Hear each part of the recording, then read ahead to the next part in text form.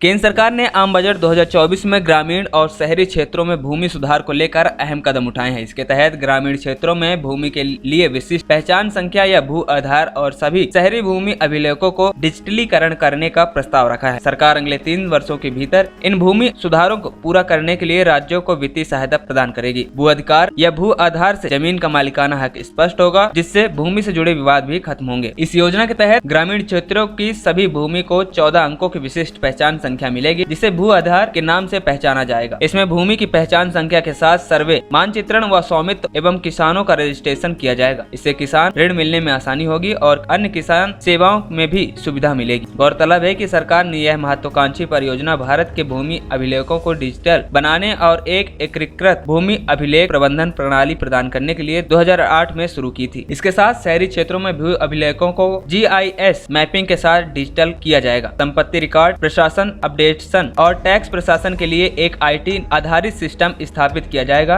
इससे शहरी स्थानीय निकायों की वित्तीय स्थिति में सुधार करने में मदद मिलेगी। चलिए आपको बताते हैं भू आधार कैसे काम करता है। पहला, भूखंड को पहले GPS तकनीक का उपयोग करके जियो टैग किया जाएगा ताकि इसकी सटीक भौगोलिक स्थिति की पहचान की जा सके। फिर सर्वेक्षणकर्ता भूखंड की सीमाओं का भौतिक सत्यापन और माप करते हैं। इसके बाद भूखंड के लिए भूमि मालिक का नाम, उपयोग श्रेणी, क्षेत्र आदि जैसे विवरण एकत्र किए जाते हैं। इसके बाद सभी एकत्रित विवरण फिर भूमि रिकॉर्ड प्रबंधन प्रणाली में दर्ज किए जाते हैं और अंतिम सिस्टम स्वचालित रूप से भूखंड के लिए 14 अंक का एक भू आधार संख्या तैयार किया जाता है, जो डिजिटल रिकॉर्ड से जुड़ा होता है। आधार कार्ड की तर्ज पर बनने वाले भू आधार में राज्य कोड, जिला कोड, उप जिला कोड, गाँव कोड, भूखंड की विशिष्ट ID संख्या आदि होते हैं। भू आधार संख्या को डिजिटल और भौतिक भूमि रिकॉर्ड दस्तावेज पर अंकित किया जाता है। भले ही भूमि हस्तांतरित हो या कई हिस्सों में विभाजित हो या उसमें कोई बदलाव हो, भू आधार संख्या भूखंड की भौगोलिक सीमा के लिए समान रहेगी। वहीं इससे जुड़े फायदे की बात करें तो भूमि स्तर मानचित्रण और माप के माध्यम से सटीक भूमि अभिलेख सुनिश्चित करता है। भूखंड पहचान में अस्पष्टता दूर होती है, जो अक्सर भूमि विवादों का कारण बनता है। आधार से लिंक करके भूमि अभिलेखों का ऑनलाइन करने से सक्षम होता है। भूखंड से संबंधित संपूर्ण इतिहास और स्वामित्व विवरण को ट्रैक किया जा सकता है और अंतिम नीति निर्माण के लिए सरकार को सटीक भूमि डेटा मिलेगा। खबरी चौखट की रिपोर्ट।